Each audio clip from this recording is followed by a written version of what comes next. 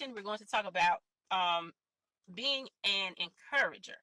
Some research, looked it up, and I found out that being an encourager is actually a spiritual gift. Romans 12:8 says, if your gift is to encourage others, be encouraging. And then it goes on to say, if your gift is giving, then give generously. And it says, if it's to lead responsibly. And if it is to show kindness to others, do it gladly. So if kindness is a gift, if you're someone that's just very kind, you know how to speak, kind words to someone, then you do it gladly. Okay, to encourage, it means to uplift, to strengthen. I'm sure you know how it feels when someone encourages you. Like if you're having a bad day and someone comes up and says something that it was almost like you were in a deficit, and someone came in and said something to you, spoke a word to you, and it boosted your energy, it boosted your spirits up, and you felt like you could move on. Well, that's what we're talking about today.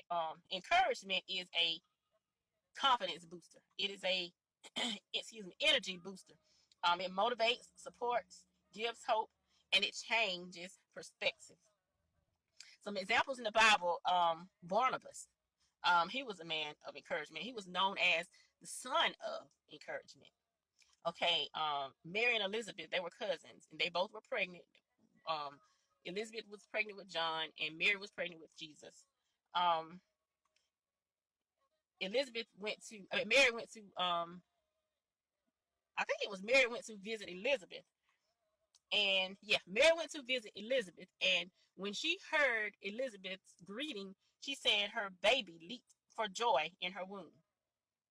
Okay, it lifted her spirits. It boosted her confidence so much that the joy was heightened, in her spirit. Okay, another example is the promised land, Canaan. Moses sent 12 spies to go into the land before they went in to take possession. He sent 12 spies in, and when they returned, 10 of those spies brought back a bad report. They reported all doom and gloom. They were like, there are giants over there. Okay, we look like grasshoppers compared to them.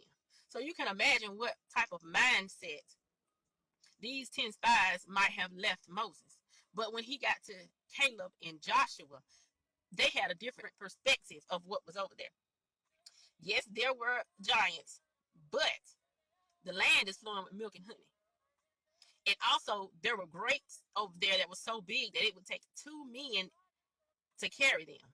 So Joshua and Caleb had a totally different perspective than the other 10 spies. And that encouraged Moses to go in and possess the land. An experience that I had. There was a butterfly flying around, and he wound up flying through these double doors. The double doors were automatic, so that means they were opening and closing. And they opened, and the butterfly flew in. Okay, the doors were glass. It was glass at the top, glass on each side of the door, and the doors were glass. Now, the butterfly flew in, and the doors closed. I turned around to look, and I saw the butterfly had flew directly up, trying to get back out of the door. But instead, he went up to the glass that was above the doors, and he was stuck. He kept flying. He kept flying. He didn't know. He didn't understand. He didn't get that he was not going he was not going out the way he came in. And I said, if somebody doesn't help that butterfly get out, guess what's going to happen? He was going to die in this. He was going to die in the situation that he was in. Not only was the doors glass, the sun was shining. So, when the sun shines through glass, it just magnifies the heat. So that means the heat was blazing on this butterfly. And, butterflies are fragile. The sun blazing through the glass onto that butterfly is a direct picture of how the trials of life comes in and just zaps all of our joy and faith and peace from our lives. And just like the butterfly, we become fragile.